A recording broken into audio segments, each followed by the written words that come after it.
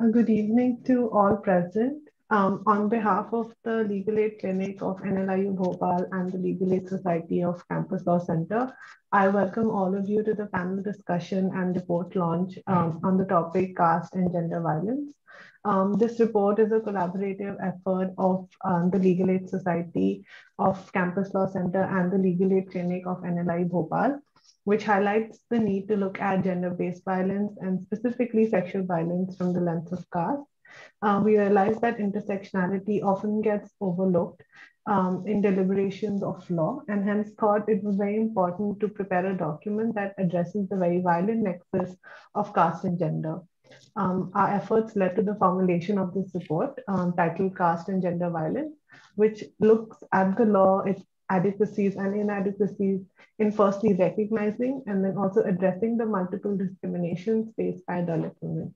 Um, the Legal Aid Society of Campus Law Center has pursued its motto and aim of access to justice for all, tirelessly and unwaveringly for the past few years. And we are glad that we've been able to work on this as well. We are very honored to have with us three exceptional lawyers and women who are doing great work against caste and gender-based violence. We look forward to hearing their experiences and their engagement with law and the courts. But before we move on to the discussion, I would like to state some housekeeping rules. Participants are urged to be respectful of each other and behave in courteous and professional manner at all times towards those present and the speakers. When asking questions, please be mindful of the sensitivity of the subject matter of the discussion and the lived experiences of your fellow participants and speakers. Please note that the webinar is meant to be a safe space for experience sharing and discussion.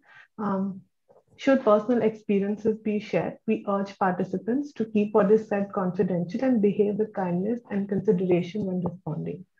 Um, um, Offensive behavior will not be tolerated and may result in us removing you from the Zoom call.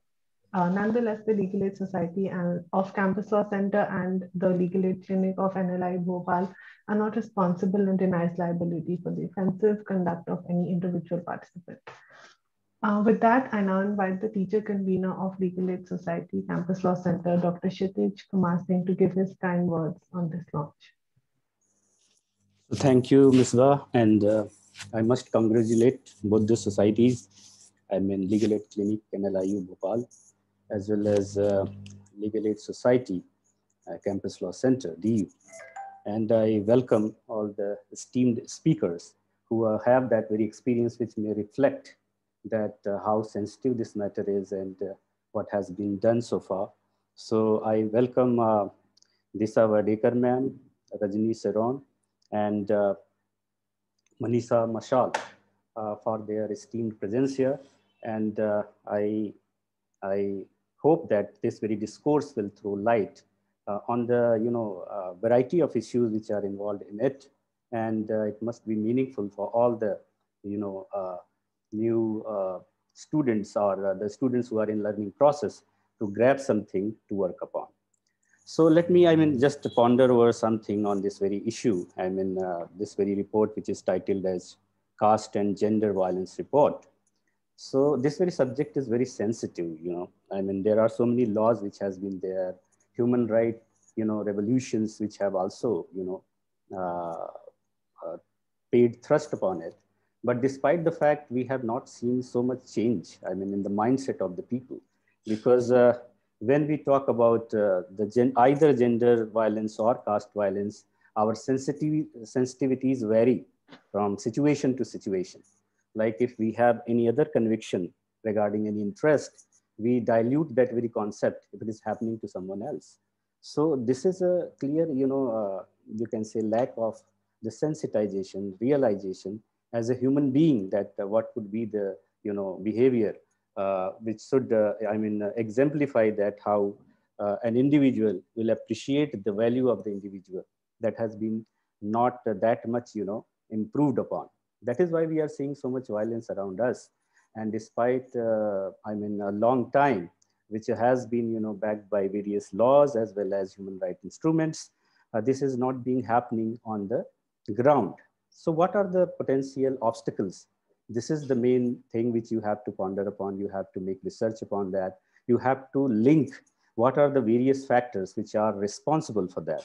So I have just gone through that report in a very, I mean, rapid manner, or you can say I have just, have a glimpse of that. But I found that it was very well written. But as you know, you have to find out more factors because they are not still conclusive. So you need to work upon more, but you hit something which is usually missed in other reports or literature.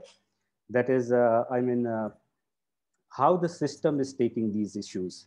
That is the first problem which we are seeing everywhere, irrespective of what political party is in.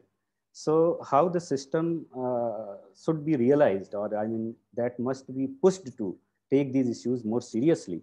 That is a great challenge. And this challenge could not only be done by law, but there is a requirement of manifold approaches, diverse approaches, which may be law, which may be ethics, which may be activities which are very much oriented to the awareness. And that awareness which must not be just reflecting some statements. Those awareness must, I mean, have an impact to transform the mindset.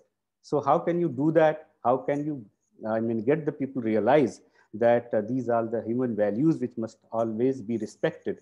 That is a challenge. And I guess that an integrated effort, we are living in an age which is known as age of collaboration. So one of the collaboration we are seeing between two legal aid societies or clinics. So that must be, I mean, taken to a great extent, and so many collaborations must be there. Like three of our panelists who have the that very experience, they can also throw light what we are missing and what is the ground reality, whether law is enough, whether the letters of law are enough, or whether the policies are enough, or really we need a change where we must be vocal about these things. So having said that, I'm not taking that much time because we have a very great panel here.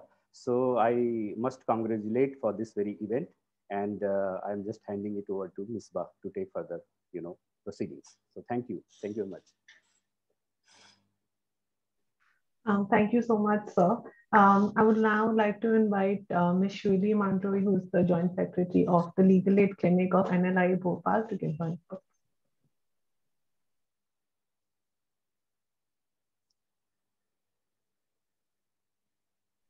You're on mute.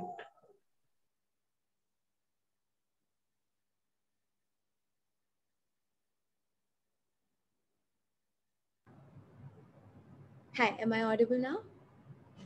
Great. Very good afternoon, everyone. I am Shuli Mandloi, the Joint Secretary of NLIU Legal Aid Clinic.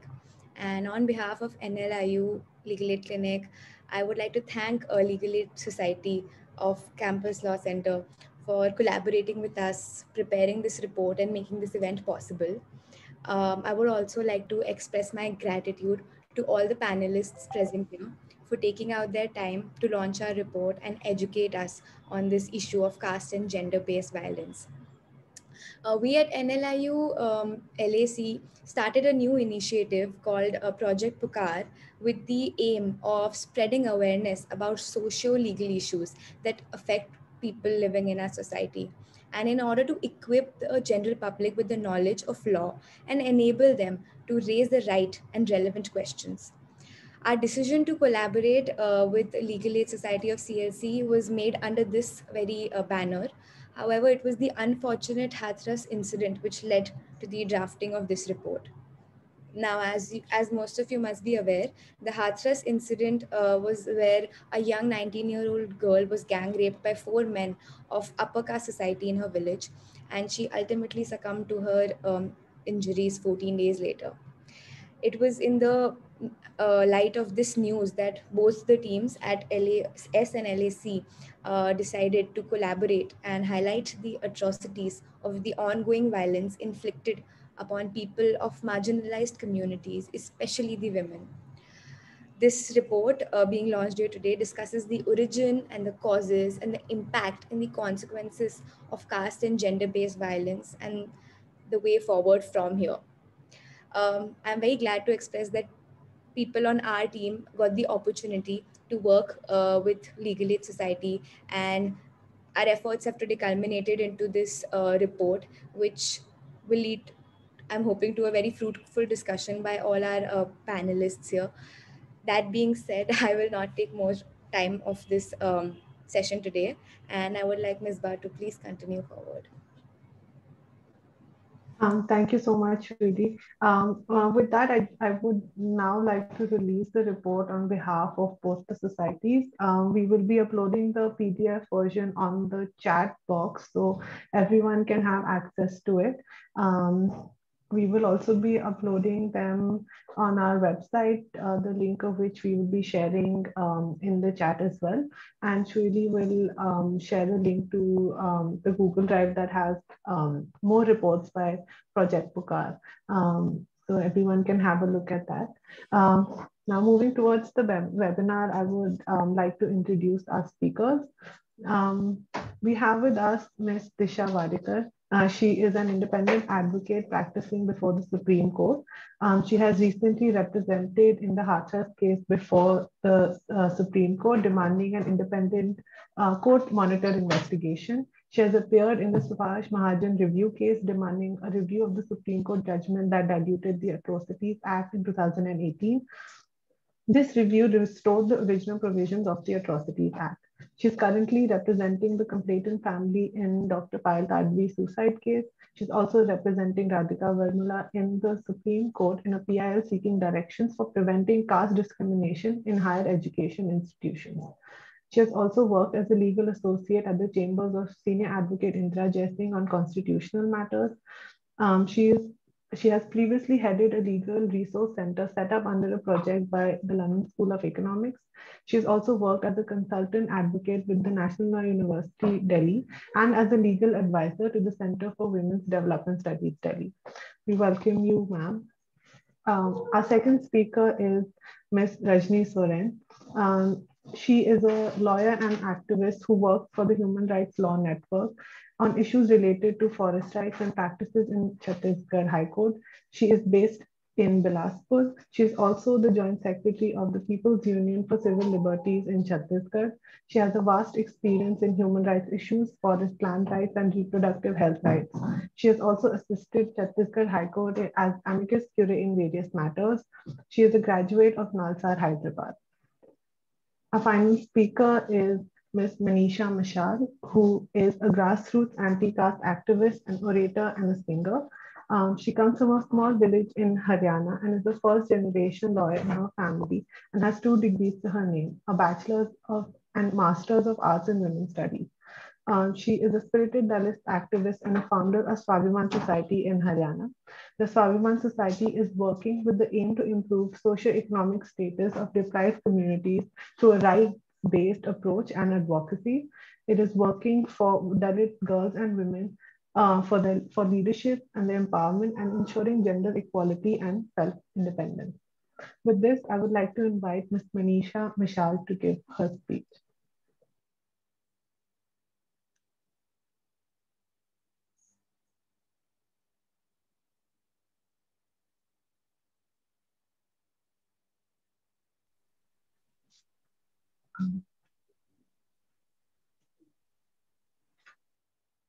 Thank you so much legal aid society की और सभी आप जो भी हमारे panelist हैं और आज का जो हाँ आपने जो रिपोर्ट जो रिलीज किया है जो कास्ट बेस्ड सेक्सुअल वायलेंस जो है और जेंडर का जो इशू है ये बहुत गंभीर मुद्दा है और इस पे बात करना भी बहुत जरूरी है और जैसे कि लीगल एड क्लिनिक की तरफ से और भोपाल लीगल एड क्लिनिक की तरफ से और जो दिल्ली लीगल एड सोसाइटी है उसकी तरफ से रिपोर्ट रिलीज किया गया और जैसे कि हमने भी एक जो कास्ट बेस्ड सेक्सुअली वायलेंस है दलित विमेंस पे एक रिपोर्ट लॉन्च किया था लास्ट ईयर में और उसमें हमने 40 केसेस को लिया था और जो हमने मतलब मेन जो फैक्टर है किस तरीके से जो वायलेंस होता है और क्या जो मेरा ग्रास रूट लेवल पे जो एक्सपीरियंस है लीगल भी और जो विक्टिम के साथ काउंसलिंग करने का और विक्टिम के साथ रहने का और उनके जो सिचुएशन होती है जब भी कोई भी घटना होती है तो उस टाइम पे जो एक विक्टिम को जो जरूरत होती है वो लीगल एड की जरूरत होती है बट जैसे कि वैसे तो हमारे गवर्नमेंट की तरफ से बहुत सारी पॉलिसीज है जो जैसे कि हमारे कुछ पहले साथियों ने भी इस बारे में शेयर किया, बहुत सारी पॉलिसीज हैं और बहुत सारे लॉज हैं, और उसके बावजूद भी जो विक्टिम है वो इन सब चीजों से वंचित है। क्योंकि जो फर्स्ट इंफॉर्मेशन होती है, जैसे जब भी कोई विक्टिम एफआईआर के लिए जाती है, जैसे 154 के तहत जो कंप्लेंट करा के एक फोटोकॉपी विक्टिम्स को मिलना होता है वो ही नहीं मिलता, जिसकी वजह से कोई भी अक्यूज जो फैमिली होती है और जो भी पुलिस प्रशासन होता है, वो जो भी चाहे वो ही उसमें ऐड कर सकता है, क्योंकि विक्टिम के पास वो प्रूफ ही नहीं होता कि जो कंप्लेंट में उन्होंने लिखवाया, और ना ही वो उनको पढ़ा के उसको बताया जाता है। और ये मेरा प्रैक्टिकल एक्सपीरियंस रहा है। 99% ऐसे केसेस है जिनमें कंप्लेंट ही विक्टिम को नहीं दी जाती, उसके लिए ही बहुत सारे जो है हम फाइट करना पड़ता है। दूसरा जो है उसमें कास्ट बेस्ड जो वायलेंस है, कास्ट बेस्ड जो सेक्सुअली वायलेंस है, जब उसकी हम बात करते हैं, जो SC/ST एक्ट होता है उसके तहत में जो भी धाराएं होती हैं वो धाराएं और सब सेक्शन नहीं लगाए जाते, जिसकी वजह से जो विक्टिम फैमिली है उनको जो आप आरोपी पक्ष है उसको आरोपी पक्ष को सजा दिलवाने के लिए और विक्टिम फैमिली को जस्टिस लेने के लिए बहुत प्रॉब्लम्स होती है। क्योंकि ज्यादातर पहली बात तो SC/ST एक्ट ही नहीं लगाया जाता। अगर SC/ST एक्ट लगाया भी जाता है तो सेक्शन 3 लगाया जाता है, उसके सब सेक्शन कभी कहीं पे नहीं लगाए जाते। और इसके लिए भी जो एक्टिविस्ट हैं, और क्योंकि ग्रास रूट लेवल पे इतने सारे लॉयर्स नहीं है जो कि प्रैक्टिकली इन केसों को फॉलो कर पाए, और कोई भी मतलब बहुत सारे लॉयर्स भी ऐसे हैं जो, और SC/ST एक्ट के तहत जो विक्टिम्स को जो स्पेशल PP प्रोवाइड किया जाता है, वो स्पेशल PP का किसी विक्टिम फैमिली के पास ना तो कॉन्टैक्ट नंबर होता है, ना ही उनको इन्फॉर्मेशन होती कि उनके केस में वकील कौन है। तो ये जो गैप है बहुत बड़ा, जो एक विक्टिम फैमिली और प्रशासन के और लीगल एड के बीच में, वो बहुत बड़ा गैप है, जिसकी वजह से कास्ट बेस्ड वायलेंस जो है और जेंडर बेस्ड वायलेंस है जिसको बढ़ावा मिल रहा है। और हम लोग जैसे कि जो भी रिपोर्ट्स निकाल रहे हैं उन पे कोई लीगल एक्शन ऐसा स्ट्रिक्टली नहीं लिया जा रहा है। और जब भी हम कास्ट बेस्ड वायलेंस की बात करते हैं तो प्रशासन में और एक जो विक्टिम फैमिली होती है उनमें बहुत बड़ा गैप होता है, जिस गैप को फिलअप करने के लिए हमारे प्रशासन के पास जो पॉलिसी और स्कीम्स है उनका प्रयोग नहीं किया जाता। इसमें जो मोस्ट इंपॉर्टेंट चीज है जो कंपनसेशन स्कीम है, जैसे SC/ST एक्ट में जो कंपनसेशन है, वो कंपनसेशन बहुत सारे केसों में जजमेंट आने के बाद तक भी वो कंपनसेशन विक्टिम फैमिली को प्रोवाइड नहीं कराया जाता, जो कि फर्स्ट लीगल एड में, जब हम लीगल एड की बात करते हैं, लीगल सपोर्ट की बात करते हैं, तो एक विक्टिम को लड़ने के लिए उनको लिए आर्थिक सपोर्ट बहुत इंपॉर्टेंट होता है। क्योंकि ज्यादातर जो केस होते हैं कॉम्प्रोमाइज इसी वजह से हो जाते हैं, क्योंकि उनके पास आर्थिक रिसोर्स ना होने की वजह से जो भी विक्टिम फैमिली है उनको जो जैसे पुलिस स्टेशन में जाना, कोर्ट में जाना, कहीं भी जाने के लिए उन पे ट्रैवल भी नहीं होता है। और जो इसमें सबसे बड़ा जो रोल निभाता है इस जो मतलब कानून को जो कमजोर बनाया है और जो लीगल एड सर्विस है जिसकी वजह से जो जरूरतमंद लोग हैं जिनको नहीं मिल पा रही है, वो बड़ा रोल जो है खाप पंचायत है। जो खाप पंचायत है वो बहुत बड़ा रोल निभाती है, क्योंकि खाप पंचायत की वजह से बहुत सारे केसेस जो हैं 80% केस ऐसे हैं जो कि कंप्लेंट के बाद ही कॉम्प्रोमाइज हो जाते हैं, जो कि आगे के प्रोसीजर में जाते ही नहीं। क्योंकि वहीं पे जब एक तो इज्जत के नाम पे और एक कास्ट के नाम पे जो फोबिया है सोसाइटी में, और जिस तरीके से मतलब डिस्क्रिमिनेशन किया जाता है विक्टिम के साथ, विक्टिम फैमिली के साथ, सोसाइटी के लोग बोलना बंद कर देते हैं और उनको इस तरीके से मतलब जो पुलिस स्टेशन में जाके बेइज्जत किया जाता है पंचायत के द्वारा, और पब्लिकली सेमिंग किया जाता है विक्टिम को और उसके परिवार को, जबकि वो आरोपी नहीं है। विक्टिम को एक विक्टिम की तरह नहीं बल्कि पुलिस प्रशासन के द्वारा एक आरोपी की तरह उनके साथ बिहेवियर किया जाता है। जो सारे रीजन है इसकी वजह से जो हमारे गवर्नमेंट पॉलिसीज हैं, जैसे कि हम जो जेंडर बेस्ड वायलेंस की और कास्ट बेस्ड, खासकर कास्ट बेस्ड जो सेक्सुअली वायलेंस है उसकी जब हम बात करते हैं तो हमारे सामने एक बहुत बड़ा केस एग्जाम्पल है, जैसे एक हाथरस का इंसिडेंट और दूसरा दिल्ली निर्भया कांड। तो ये जो केस को हम इनका जब रूप देखते हैं तो हमें ये दिखाई देता है कि कास्ट का जो क्या रूप है, और जो दूसरा जो मतलब जर्नली जो इंसिडेंट होता है उसका क्या रूप है। जैसे कि पूरे भारत देश में, इवन द वर्ल्ड में ये न्यूज फैल गई कि एक विक्टिम फैमिली के साथ मतलब एक जो हाथरस की बेटी है उसके साथ इस तरीके से ब्रूटली रेप करके मर्डर किया गया। और उसके बाद भी जब मतलब दिल्ली सेंटर में वो थी वहां पे हॉस्पिटल में, और उसके बाद भी इस तरीके से प्रशासन अपनी मर्जी से उसकी बॉडी को जलाने की जो परमिशन होती है वो भी पूरी हमारे प्रशासन के पास अथॉरिटी होती है, ना कि वो जिस फैमिली ने उसको पैदा किया उनके पास। और इसका रीजन क्या? Lack of resource, lack of knowledge, और पॉलिटिक्स में हमारा जो लैक ऑफ मतलब जो स्थान है वो स्पेस नहीं है। इसकी वजह से जो पूरा जो होल्ड है, पूरी सत्ता जो है वो अपर कास्ट अपर क्लास लोगों के पास है। और जो हमारा प्रशासन है जो पॉलिटिक्स पावर के द्वारा चलता है। और पॉलिटिक्स पावर का इसमें सबसे बड़ा रोल ये है कि जब भी हम पुलिस अधिकारियों के पास जाते हैं और जब ये बात आती है कि इसमें एक्ट क्यों नहीं लगाए गए, या इसमें आरोपी क्यों नहीं अरेस्ट किया गया, या अभी तक आइडेंटिफाई आपने आरोपी को क्यों नहीं किया, तो उस दौरान सबसे बड़ा जो पुलिस अपनी तरफ से हमें बोलती है वो ये बोलती है कि मैडम अगर कोई भी बड़ा राजनेता इस केस में उनके फैमिली से, आरोपी के फैमिली से संबंध रखता होगा तो हमारे पास अगर फोन आ गया तो हम उसकी मानेंगे, क्योंकि जो हमें चलाने वाला है, ना कि हम उसकी मानेंगे कि जिसको हमें सर्विस देनी है। हम चाहते हैं उसको सर्विस देना, बट हमारे हाथ में कुछ नहीं है। तो पूरा जो पूरा स्ट्रक्चर जो है, और जो पूरा मतलब जो पूरी पावर के द्वारा हमारा जो सिस्टम चलाया जा रहा है, हमारी जो गवर्नमेंट है उसको चलाया जाता है एक पॉलिटिकल पावर के द्वारा, उसकी वजह से। और एक खाप पंचायत जो कि मिनी सुप्रीम कोर्ट का जो रोल अदा करती है इन केसेस में, क्योंकि जो विक्टिम होती है उसके हाथ में कुछ नहीं होता है, और जो विक्टिम फैमिली होती है ना ही उसके हाथ में होता है। ये पूरा जो डिसीजन है ये खाप पंचायत के लोग और खाप पंचायत के द्वारा और सोसाइटी के लोगों के ही द्वारा लिया जाता है। और जो जिसका बड़ा रीजन ये केस कॉम्प्रोमाइज हो जाने का वजह यही है कि मतलब जो विक्टिम फैमिली होती है जिसके साथ ही घटना हुई है विक्टिम को, उस विक्टिम को जबरदस्ती मैरिज करके वो उसके ससुराल में भी चली जाते हैं, बहुत साल इस घटना के हो जाते हैं, बट उसके बाद तक भी वो विक्टिम लड़की उस सदमे से नहीं निकलती। पर इसके दौरान भी समझौता हो जाता है, सब कुछ हो जाता है, किसी को इस बारे में पता नहीं हो जाता। क्यों पता नहीं होता? क्योंकि हम लोग कंटिन्यूसली इस प्रकार की घटनाओं को प्रैक्टिकली अनुभव कर रहे हैं, तो हमें पता है कि रियलिटी सिचुएशन क्या है। और जब भी जैसे लीगल सर्विस अथॉरिटी जो है, जब जो डिस्ट्रिक्ट में उनके पास भी जब जाते हैं तो वो बोलते हैं हमारे पास बजट ही नहीं है विक्टिम को। हालांकि निर्भया फंड में इतना सारा जो फंड है वो जो रेप विक्टिम को रिलीफ के लिए वो भी जजमेंट के बाद कई कई सालों के बाद मिलता है।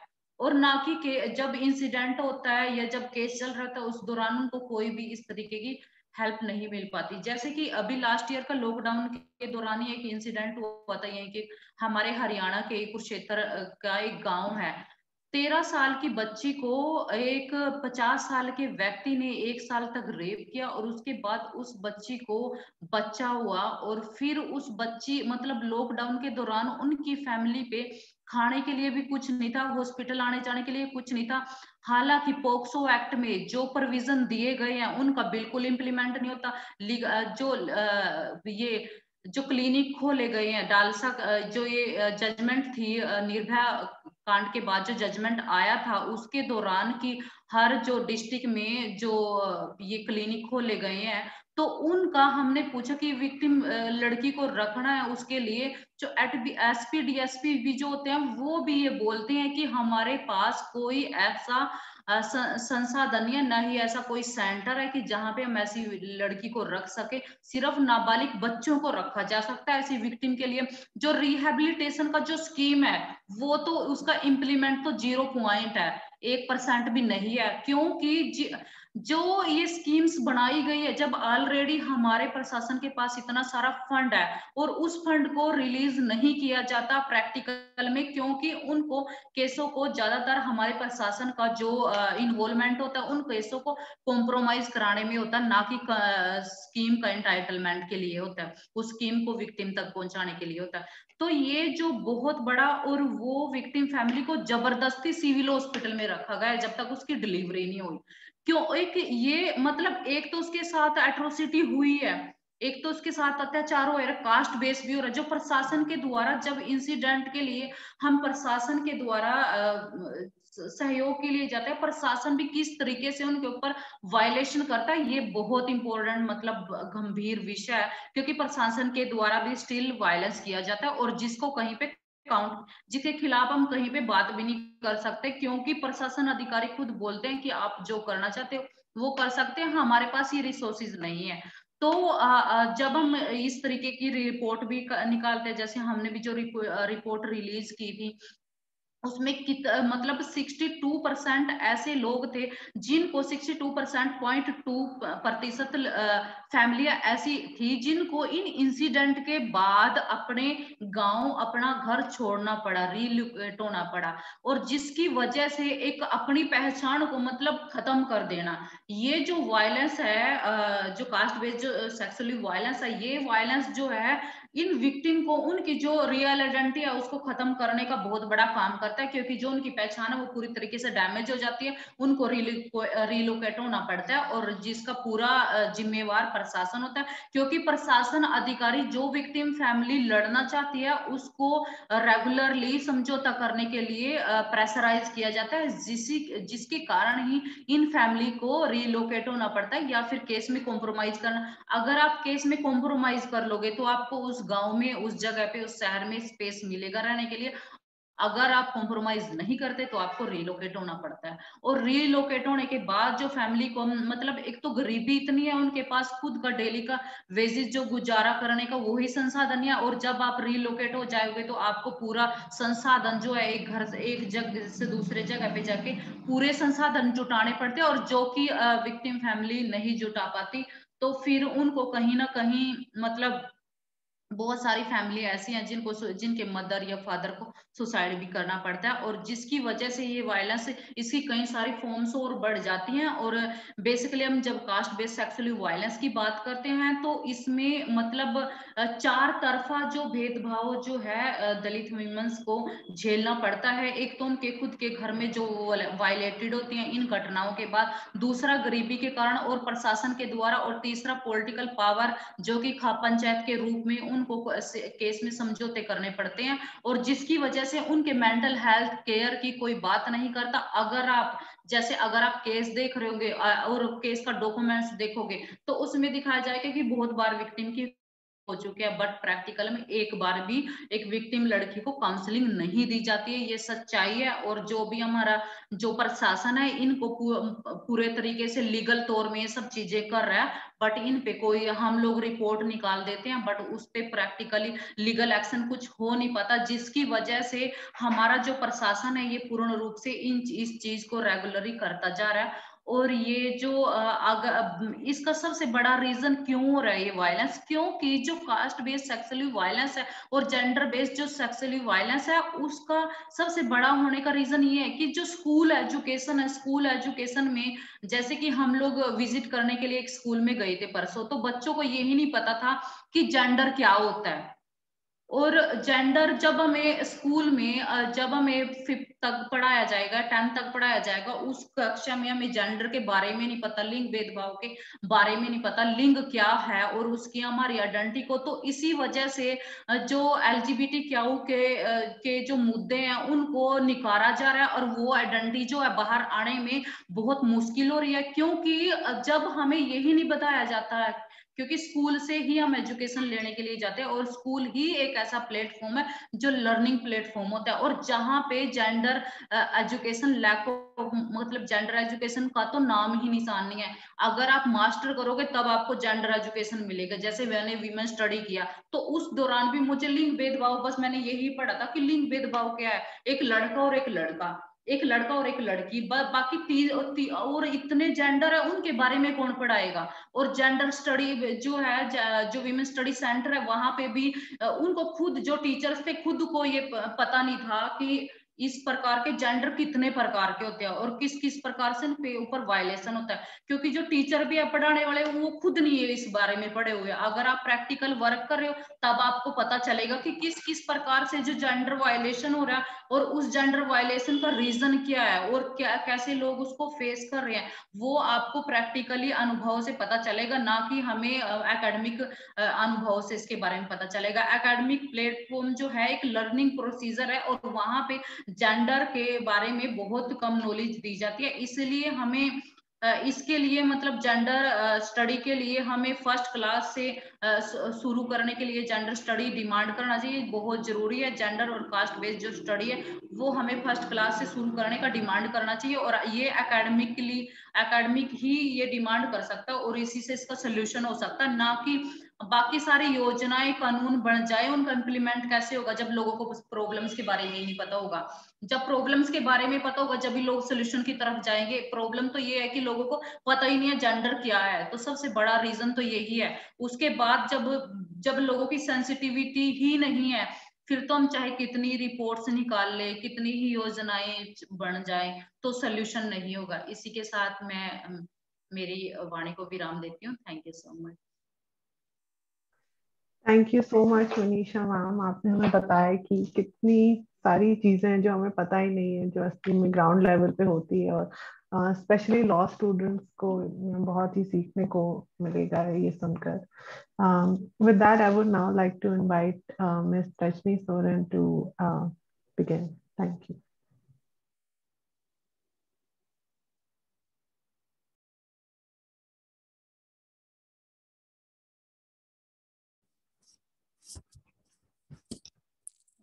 Yeah, thank you very much. So I graduated in 2009, and so I was quite unaware of the developments and this legal aid camp that you're doing. So I think which is really great. We didn't do any of this while we were in college. So congratulations. So I would just like to begin with where Manisha left. जहाँ Manisha ने कहा कि where she talks about जो society के अंदर जो violence होता है.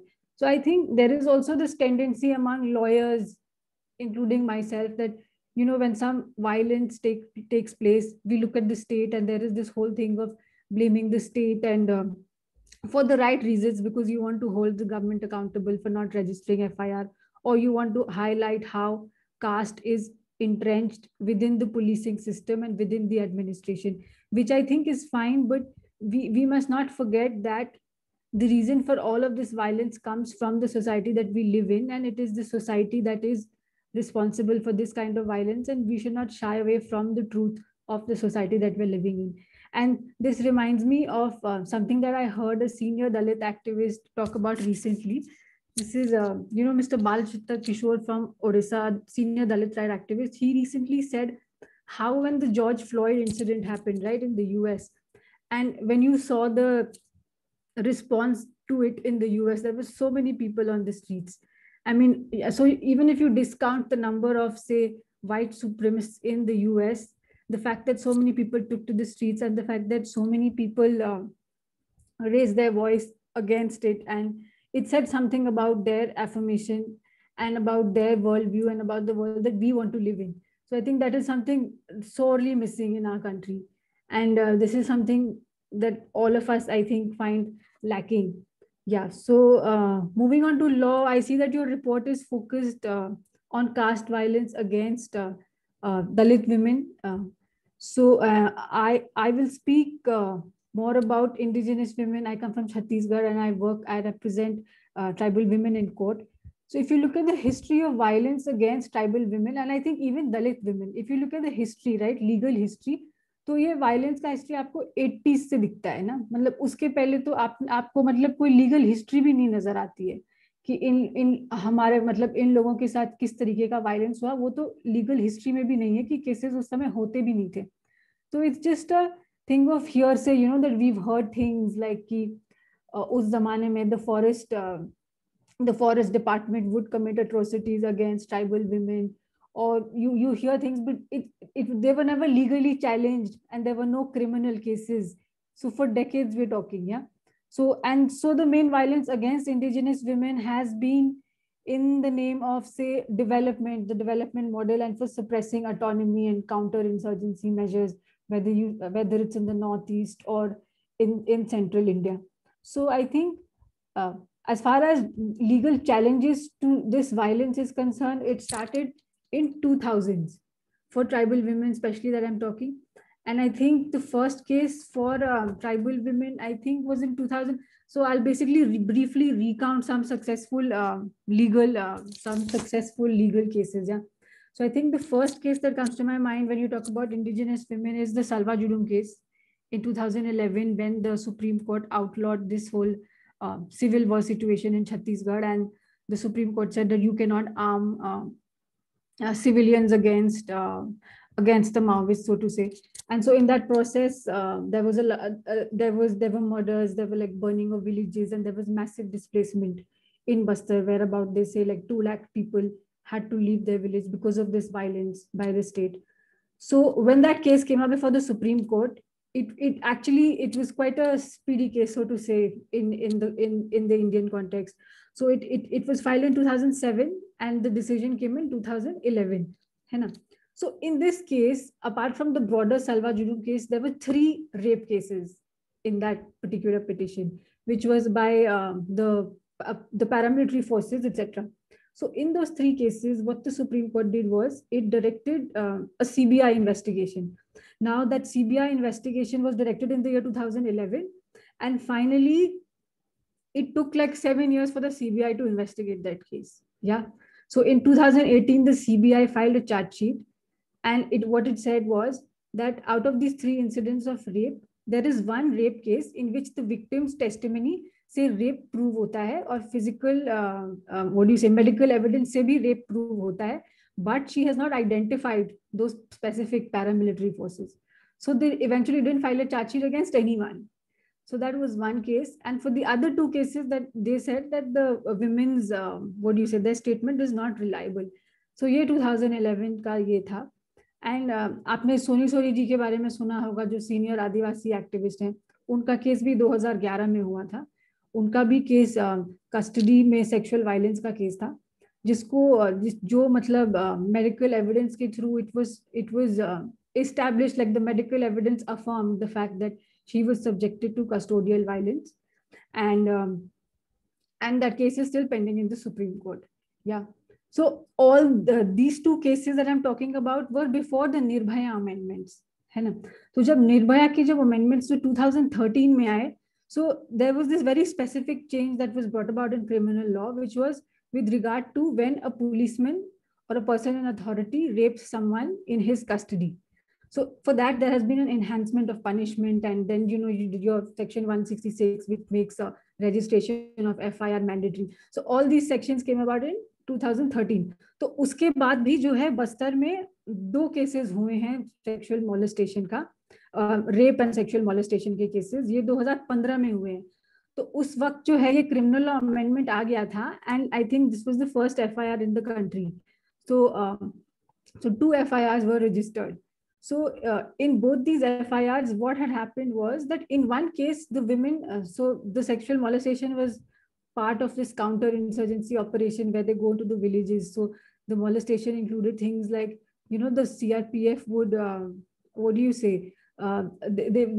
they would squeeze their breast and show that there's milk to prove that you're not a Maoist. It ranged to that, it was that gross. So उसमें क्या हुआ कि the women had named the perpetrator, and in another FIR they had not named the perpetrator. So then the government did not arrest, the police did not arrest this person, despite the fact that they had named. Okay, so what they came up with the defense ki humne to jaanch kari, and we have found that this particular policeman, he was not in the village at that time, and he had gone for another operation, and he had gone with senior police officials. So that is where it stands, and that case is also pending in the High Court. Now, apart from that, there are cases of killings that are pending, and there have been a few positive outcomes. There's one case in which the Supreme Court directed a CBI investigation, and then in another case, there was a commission of inquiry which held that another set of killings to be extrajudicial killings. So all these cases are pending.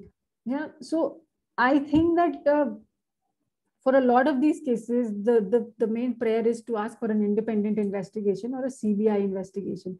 So these cases have remained pending in the courts for a very long time. And I think that is something that we should look at, because, I'm repeating myself, but, when Sushant Singh Rajput's case happened, and then there was a CBI investigation ordered, I think in the same month.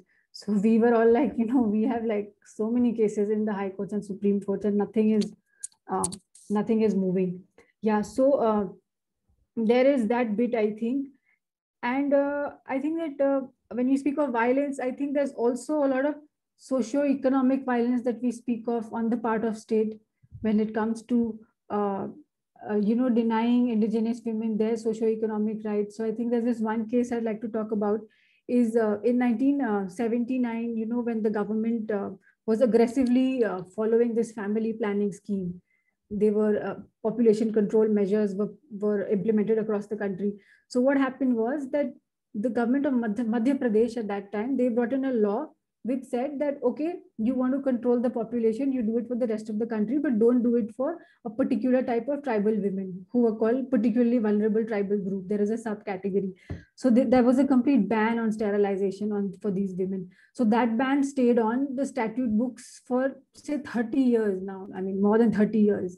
And people were, there was a lot of demand for repealing those laws, for repealing that ban, because these women had to face a lot of hardships, like, you cannot get a sterilization done. So women had 10 children, and, so it was complete bizarre. And the fact that the government did not even hold a single consultation for so many years also said something about itself. And it finally took a court case.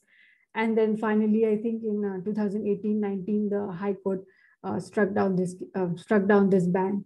So yeah, so these are the different kinds of violence that I have seen. And when you speak about access to justice, apart from the regular socio-economic barriers that we speak of, that women have a problem in accessing justice, whether in Haryana or anywhere, in Uttar Pradesh, I think for indigenous people, one additional barrier that is really not spoken enough about is the language barrier.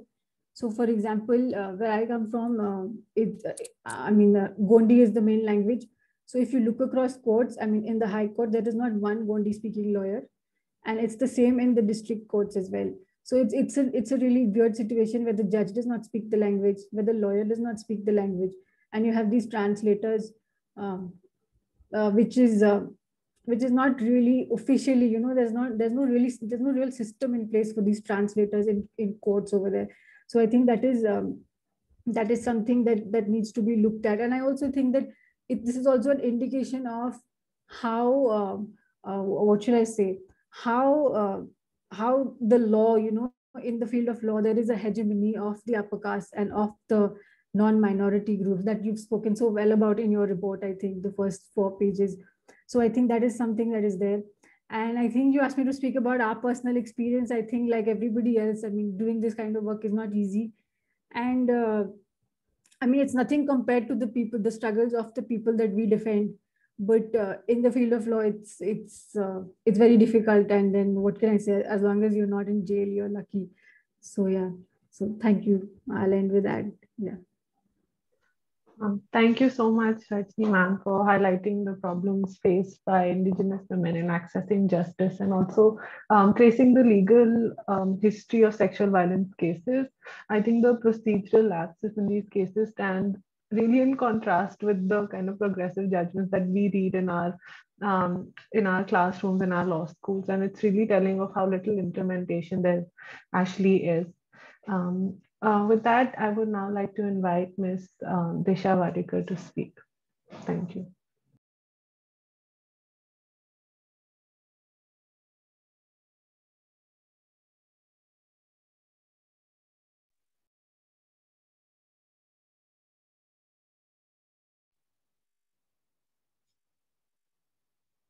Hello? We can hear you. Yeah. Am I audible? Yeah. For starters, I think I'd really like to congratulate the Legal Aid Clinic of CLC and NLIU Bhopal for even attempting to take up this issue. Shamelessly, I'll have to admit that I have not found the time to read the report. I read a few pages. I've been traveling and I've not been in a position to read it. But I'd really like to congratulate you for taking up this issue, just for the kind of relevance it holds, not just after the Hathras case, but the endless number of cases that have been happening. Like Rajni shared with us and like Manisha shared with us, I think there is, in a way, a sort of hyper visibilization when it comes to the violence against Dalit, Bahujan, Adivasi women, right? But when it comes to talking about them, when it comes to giving visibility to their issues, I think there has been a lot of erasure, and the erasure is not just on the side of the media and the society at large, but and the denial that we all live in about caste. But the erasure is also, I think, in the legal profession and the legal field. And I'm really glad that, law students are taking this up. Like Rajni mentioned, when it comes to the Black Lives Matter movement, when it came to George Floyd, everyone wanted to talk about racism and add to their, woke credibility, even in India. But when it comes to caste, I think there is, we are all quite muted. And in that sense, I think this issue is really important, and the report is really important. I'd like to start by, Manisha and Rajni have already added so much.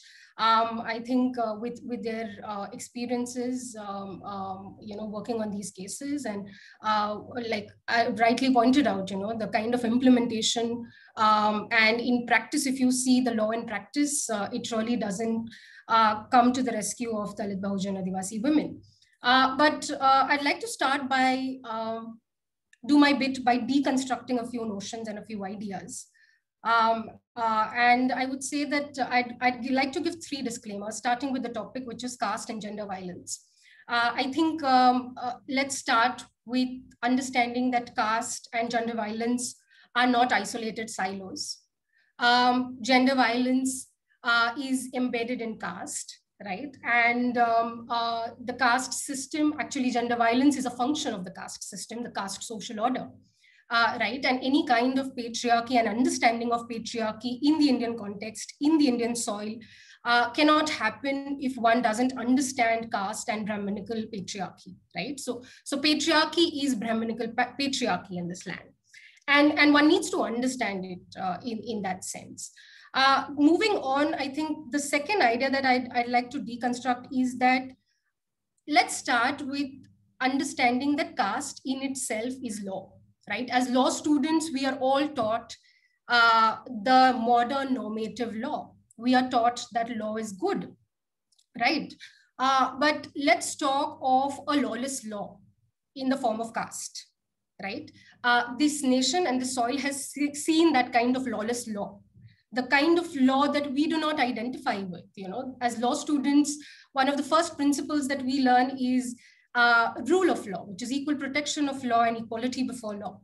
And coming to the law of Manusmriti, the caste law, I think that is a law that defied all of this logic. There was no equal protection. In fact, it was a law that gave you a system of graded hierarchies.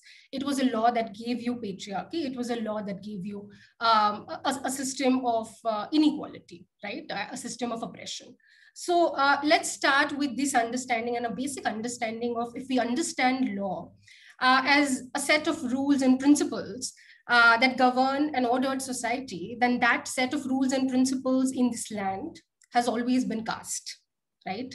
And if that has been the set of rules and principles, and it still continues to be, one really needs to understand that on the one hand, we are in a very complex situation, right? Where on the one hand, you have the society, like Rajni was saying, the society that is governed by the law of caste, right? And on the other hand, you have this normative modern law, right? The kind of law that talks about equality, that talks about liberty, that talks about rule of law. And on the other hand, you have a caste law, which is a society is following, which defies all of this, right? And then these 2 laws are in operation, right? At the same time. And what happened in Hathras and what really shook us I don't just think that, you know, the kind of grotesque atrocities and the kind of grotesque sexual violence cases, I think we've seen a lot of them. I think we witnessed that in the 2013 Nirbhaya case. But what really shook all of us was the manner in which the investigation happened in the Hathras case, right? It really, I think what was happening was really absurd, right? And it was defying everything, all of the due process that we have learned and known as law students. In Hathras, you saw that the FIR was not lodged in time when, you know, the Lalita Kumari guidelines are very clear. In a non-bailable cognizable offense, an FIR ought to be lodged. Secondly, you saw that the sample, when it was taken 10 days later. The MLC guidelines are very clear on that. They say that within 72 hours, the samples need to be taken. Right? You have, you know, narco analysis that was conducted on the family members, the victims' family members, which was quite absurd because the Selvi law, Selvi versus State of Karnataka, the Supreme Court has held that narco analysis is violative of right to privacy and Article 21. So all of this is in place, right? And you had at every point, you had the police, the medical officer, the forensics lab, all of them were being adjudicators. When that is not, whether it was rape or no, is not a question of investigation, right? That is a question of adjudication. That is a question of law. But at every step, you were seeing that these investigative actors were acting like caste actors, right? And they were telling you whether it was rape or no. A medical officer is not supposed to tell you whether there is rape or no. He or she is supposed to record the nature of injuries, right? Is supposed to record whether there is force used, right? But that is not being done. The medical officer was telling you, oh, but it seems like it is not rape. So all of this happens more particularly and specifically in cases where Dalit Bahujan women are involved, right? Because you did not see all of this happen in Nirbhaya's case. I think I'd really like to draw this kind of distinction. This nation has witnessed these two cases, right? The Nirbhaya case, and the nation has also witnessed the Hathras case. And the manner in which the investigation happened in the Nirbhaya case, the manner in which, she was immediately transferred to the best hospital in the country. The samples were taken on time. There was no delay in lodging the FIR. The manner in which the media and the public support also came in Nirbhaya's case. You know, it is really, I just can't fathom that in the Hathras case, you had in 6 high courts in the country, you had PILs being filed in support of the perpetrators, the upper caste Thakur men, right? In the Supreme Court, there was a PIL, there was an intervention in the Supreme Court supporting the accused. I fail to understand, you tell me as lawyers, what role, when the question in the Supreme Court was about holding an independent investigation, a CBI investigation or a court-monitored investigation in the Hathras case, where is the question of hearing the side of the accused here, right? It was the investigative process that was being flouted, but you had an intervention filed on behalf of the accused, right? And this can happen only when the victim, the survivor, is a Dalit Bahujan Adivasi woman. Right? And this is where you see that the law of caste that I'm talking about supersedes the law of the land, right? Which is the normative modern law that does not discriminate, that protects everyone equally, that believes in equal justice, right? So justice in this country is different, more particularly for upper castes and for Dalit Bahujan Adivasi women, right? And those are our standards of justice. And where do you source this from? You source this from the Manusmriti, and the Manusmriti had the Manu Danda Sanhita. Let me tell you what the Manu Danda Sanhita is. And I'd like you to draw these parallels. As law students, we are often, taught about all sorts of laws, modern laws that we see around, but we are not taught about the laws that really are entrenched in our societies. The Manu Danda Sanhita tells you that the law for a Brahmin's Hatya, which is called a Brahma Hatya, by the way, and a Shudra's Hatya is different. A Brahmin's Hatya is a crime of the highest order, right? And a Shudra Hatya is a crime of the lowest order, right? So the punishment for a Brahmin Hatya or a Brahma Hatya is the highest. And 1/16 of that punishment is for a Shudra's Hatya, right? So this, like I was saying, the idea defying the logic of equal justice, right? There is no justice for the lower caste. And there is the entire system will come together to protect and to give justice to the upper castes. And Dr. Ambedkar was very clear when he said this. I think Dr. Ambedkar, when he defines the caste system, he says that if I have to define the caste system, it is a system that is in the ascending order, a system of reverence. And in the descending order, it is a system of contempt, right? So the reverence for the Brahmins, the Kshatriyas in that order. And in the descending order, the contempt for the Vaishyas, the Shudras, and the Dalits in that order. Now apply this logic to the Danda Sanhita or the criminal justice system or the legal justice system in this land. And you will see that in the ascending order, it is a system where there is complete impunity, right? And there is complete caste impunity, and that the probability of you getting justice is higher. And when you come lower and you come descending in that order for the Shudras and the Dalits and the Bahujans and the Adivasis and the marginalized, the same criminal justice system is completely elusive when it comes to justice, is completely a system that completely denies justice, right? And one needs to really understand what this is, right? Our understanding of law is incomplete without understanding, like Rajni said, the society that we are embedded in, right? To me, I think that is important. One small point that I'd like to make is about two aspects. The caste, as when we conceptualize law, the conceptualization of and the formulation of laws, especially women's law in this country, starts, in fact, with the Mathura case of the 1978 of a tribal woman. And we've all heard of it as law students, the Tukaram versus State of Maharashtra case, where two policemen raped a tribal girl in custody, in police custody. Right. What is interesting is the outcome of this case. This case was the fulcrum of the feminist engagement on law. This is where your feminist legislations or women's laws started being framed in the manner that they are, right? That we see them now.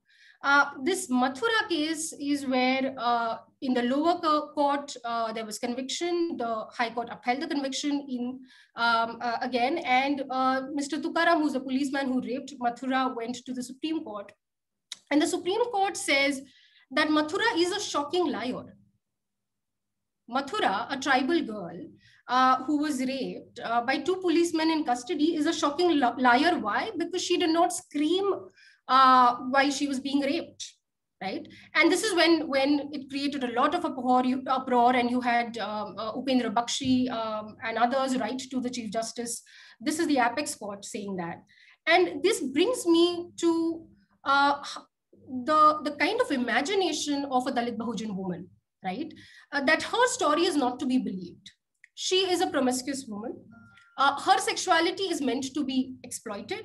And all of this is sanctioned by the law of caste, right? The law of caste tells you that the upper caste woman is to be honored. Her sexuality is to be protected. She is the Sita, and a Lakshman has to maintain his Lakshman Rekha. This is not me, but this is the Supreme Court in the recent Priya Ramani case, right? Where the Supreme Court is quoting lines from the Ramayana and is saying that, this is how a woman is to be treated. And this is our tradition. This is the Indian tradition. But when it comes to a lower caste woman, let me tell you that she is no less than a Surpanakha, right? In the same Ramayana, where she is not to be believed. She is a dishonorable woman. The hashtag believe the victim does not apply to her. Right. So this kind of distinction is embedded in the caste structure and the caste system and the caste social order. Right. And you see that reflect in the criminal justice system, right from the police investigation to the courts, to the prisons. Right. The entire criminal justice system, you see these caste biases operate because the actors of this criminal justice system, those actors are caste actors. So then in effect, what happens is your criminal justice system, rather than being a system that follows equal justice and gives you justice, it actually becomes a tool to reproduce and to retain the caste system, right? And to retain the Manudanda Sanhita. And this is what I want you to understand. Moving on, I would say that the feminist engagement on law has, starting with Mathura, I think has greatly benefited from the collective experiences of Dalit, Bahujan, Adivasi women, right? In fact, Rajni was telling you about state persecution, and she was telling you about the state persecution of tribal women. And, the law on custody has actually evolved on the collective experiences of tribal people, right? But you do not see that reflect in the formulation of law when the law is conceptualized, right?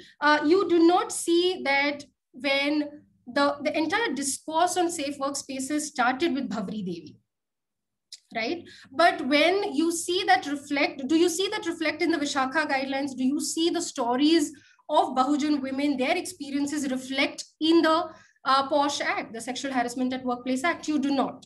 That law is completely silent on the Me Too of the Dalit, Bahujan, Adivasi women, right? But it is built, and the lives and the experiences of Dalit, Bahujan, Adivasi women have been the core of formulation of these laws. And this kind of erasure is very unjust to me. Secondly, when it comes to the implementation, like I said, these two laws are in operation. You have the Chief Justice of India who takes the oath on the constitution that defies all forms of equality and that rejects all forms of inequalities, right? And on the other hand, you have the same Chief Justice go to, Tirupati, I think, and who is wearing a Janeyu, right? And Janeyu being a totem, a symbol of, inequality, right? Greater inequalities rooted in this land. So you see that both these laws are in operation at the same time. And this is what I'd like to highlight. Just to give a small, I think, concluding para, I would say that the Atrocities Act, and most of us are not taught in our law schools. I don't know, Rajni or Manisha, if you all have learned the Atrocities Act in your law schools. I haven't. I only learned it while I started practicing. One of the most beautiful criminal legislations. I think every law student should have a copy of it to just understand. I think it is the only law, a criminal law, that talks about prevention. So this act is Prevention of Scheduled Caste and Scheduled Tribes Atrocities Act. And none of us know about the preventive aspects of this law, I think.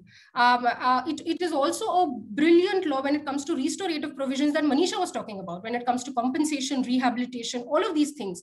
A brilliant piece of legislation, and I think we should all read it. When it comes to prevention, the Atrocities Act talks about identifying atrocities prone areas, having schemes in those areas. You don't have to wait for a Hathras, a Khairlanji to happen, an Unnao to happen. How do you prevent it? There needs to be engagement of the civil society, of the NGOs in these areas, right? There need to be SC/ST police stations, right? Where FIRs are not delayed and they are lodged in the right time. Hathras did not have an SC/ST police station, right? The same piece of legislation talks about a state vigilance committee, which is of the highest order. The chairman of the state vigilance committee is the chief minister of the state.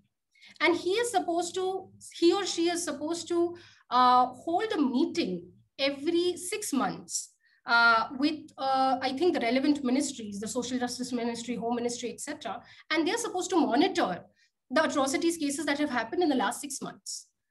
In most states, you see that the State Vigilance Committee has not even sat for the last 2 or 5 years. So we filed an intervention in the Allahabad High Court saying that UP has the highest number of atrocities, but the least implementation of the Atrocities Act. They've not had a State Vigilance Committee sit in the last 2 years.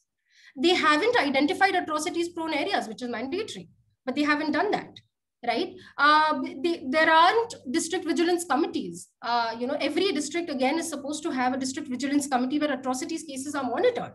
जैसे कि हाथरस में आपका case FIR lodge नहीं हुआ है time पे, so you can approach the district vigilance committee and say that my FIR is not being lodged, right? And the district collector and the SP is supposed to look into that case, but that doesn't happen. You need to have, like Manisha was saying, there needs to be SPP, special public prosecutors, appointed in all atrocities cases, but you hardly see that these special public prosecutors are appointed. And where they are appointed, like in states like Maharashtra, the kind of amount and the resources given to these SPPs is I think some 200 rupees or 500 rupees per hearing. Imagine which decent lawyer is going to appear for atrocities in these atrocities cases, right? So the implementation is completely in tatters when it comes to the preventive, punitive, and the restorative provisions. Every state is supposed to have a contingency plan under the Atrocities Act. A contingency plan is basically you have to chart out a rehabilitation scheme for all atrocities victims, right? And states like UP have not even cared to have a contingency plan. In fact, progressive states like Maharashtra have not cared to have a contingency plan. So if this is the status of implementation, on the one hand, you see that there is no use of the Atrocities Act, right? And on the other hand, you have the highest court, the Supreme Court, talk about the misuse of the Atrocities Act. My question is, where is the act being used? Isn't that the first, shouldn't that be our primary concern? That of special law that comes for the needs of certain vulnerable, marginalized communities, that law is not even being used. And you have the kind of arguments that come from the apex court, like in the Subhash Mahajan case, is that the law is being misused, right? So I think I'd like to end with this. I think it is quite a sorry state of affairs, and it's quite depressing, and I think I have depressed you enough.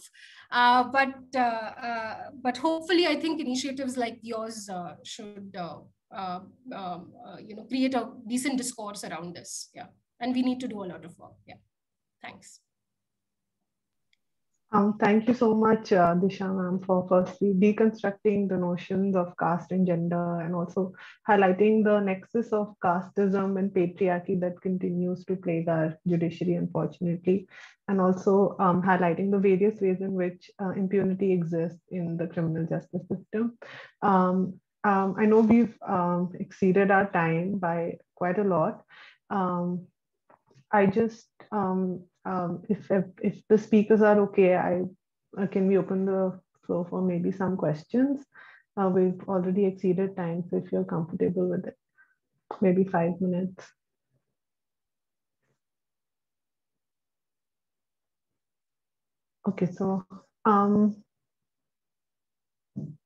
Okay, so there's one question from Anuradha. I think this is for all panelists, so whoever wants to take it up. According to the speakers, why is it that even after 70 plus years of independence, we have failed to enforce the rule of law that we are taught in law schools? What, in their opinion, is required to be done to transition from the current state of affairs to the one where rule of law prevails?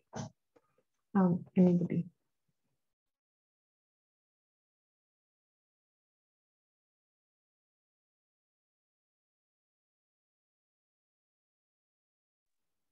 Yeah, I'd like to take that question. I think especially from Dr. Ambedkar's perspective, I think he put it really eloquently. He said that a right that is only embedded in law is meaningless as long as that right is not embedded in the society. So I think, yes, 75 years of rule of law and ideas and notions of justice and all of that, but we still see that caste is being practiced, and it is really out there. So unless I think there is we really need social justice, one cannot really imagine a legal system that is reflective of the ideals of liberty, equality, and justice. So yeah, those rights need to be embedded in the society. Yeah, and I think just to add to what Disha said, I mean, apart from the society, I think it's this naive idea that you have in law school that, law is apolitical, or the judges or lawyers are apolitical people without any ideology. I mean, that is not true. So you have your High Court, Supreme Court judges, all of them coming from a certain place in society, and that is how law is administered. Yeah. Yeah, so matlab कानून अंधा नहीं है, basically. That's what you learn out of law schools. Yeah.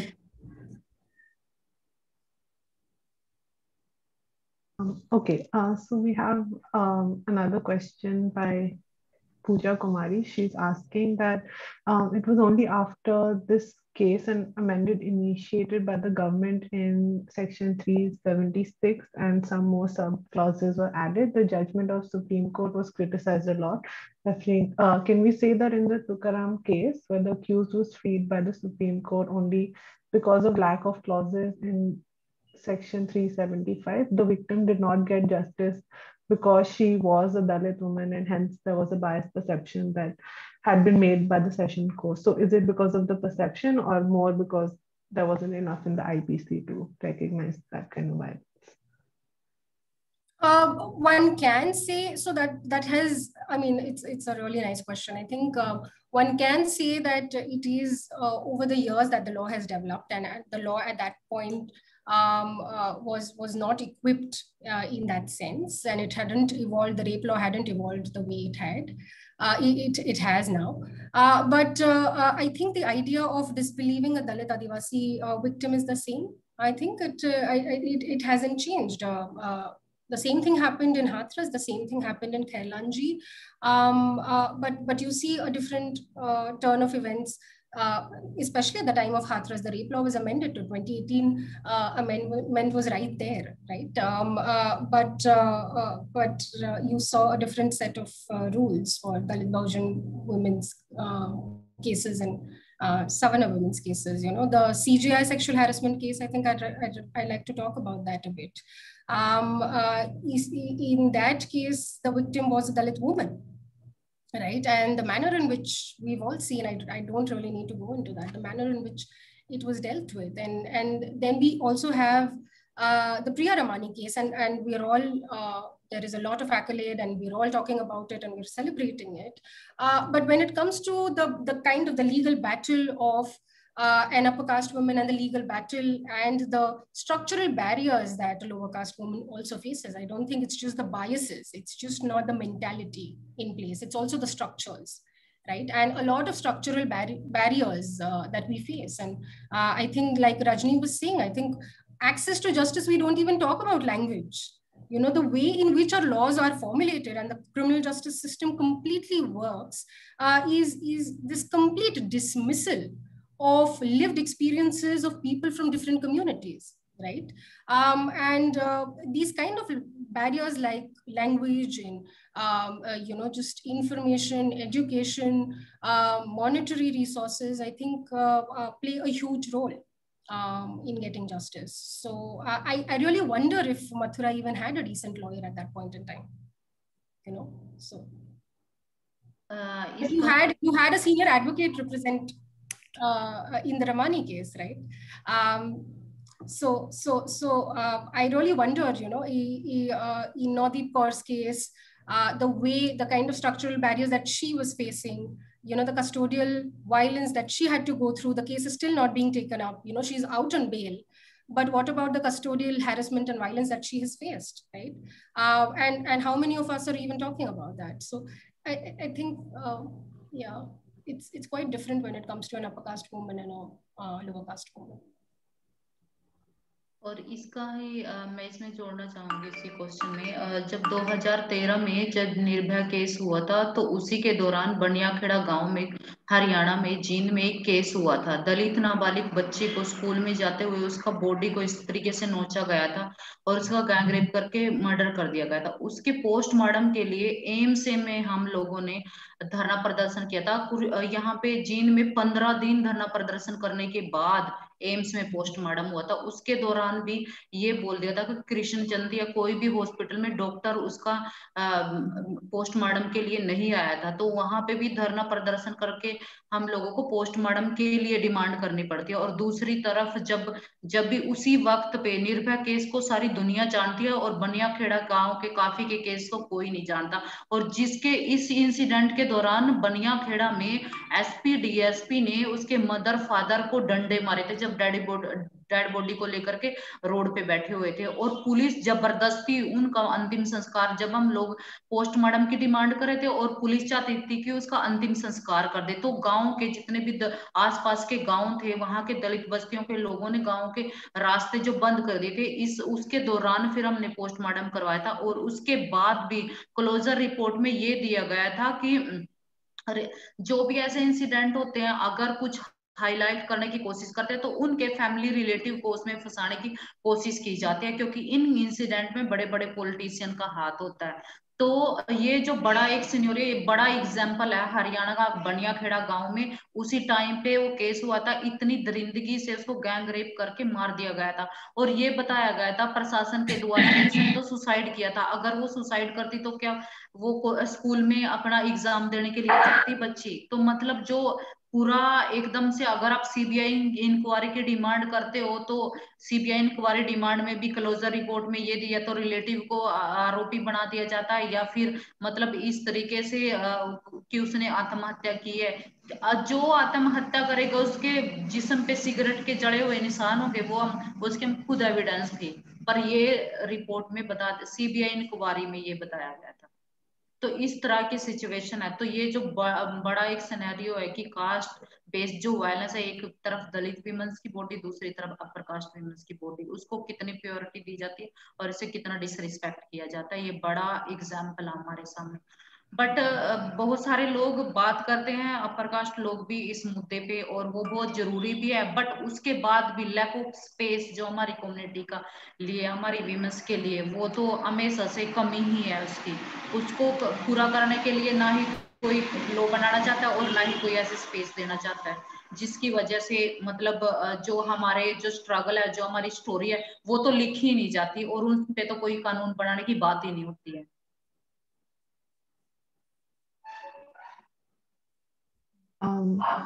We have another question.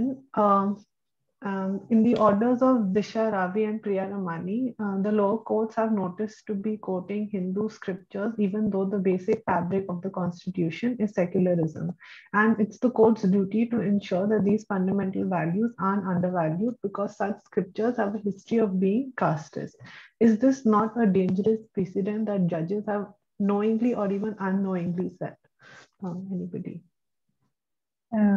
Yeah, so you're right if that's what the judgment says. I think even the I think there is this trend that you're talking about referring to scriptures. So one of the most progressive judgments that you consider today is the transgender judgment. Yeah. So if you read the Nalsa judgment, it starts off with, it's based on religion. It starts off with, when Ram Bhagwan went on Vanvas, the transgender community followed him, and which is why they're so sacred. So I think it's not something new, I think, and it is something very worrying. Yeah. Yeah, just to add to this, I mean, this just hasn't happened in the Ramani judgment. But going back to Bhavri Devi's case, I think some of us have heard and read about it, that the lower court, while acquitting the perpetrators, had said that, we acquit the perpetrators because these Gujar men, upper caste men, they will not touch a lower caste Kumhar woman, right? And that is rooted in the caste social order and the Hindu social order, right? That an upper caste man, an upper caste person will not touch a lower caste woman, and that became the ground for acquittal, right? So yeah, I mean, there is a huge history of that.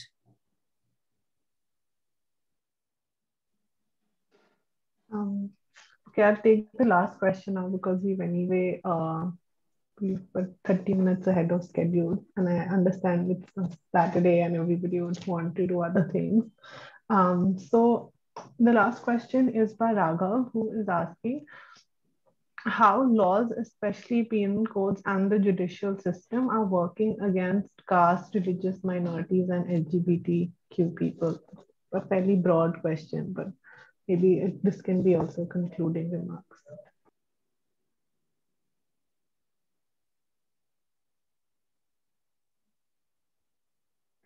Okay, so we've had like a whole presentation, and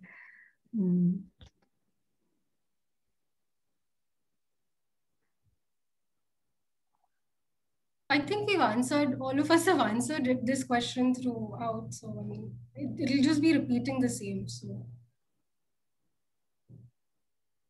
All right. Yeah, so basically, to conclude, I think it's the same thing. The communities or the specific groups that you mentioned, So it's just a replication of what we've been saying, that whether LGBTQ rights are not accepted in community and are not accepted in society. So no matter what the Supreme Court says or what eventually happens in 377 is something that we'll have to wait and watch.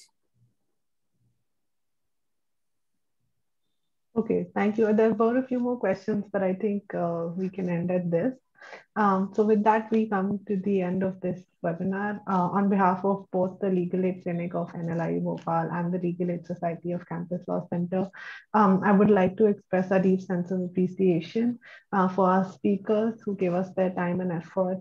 This discussion was extremely enlightening, and I hope that all of us, especially law students, will use whatever they've learned here in their practice, behavior, and their life ahead.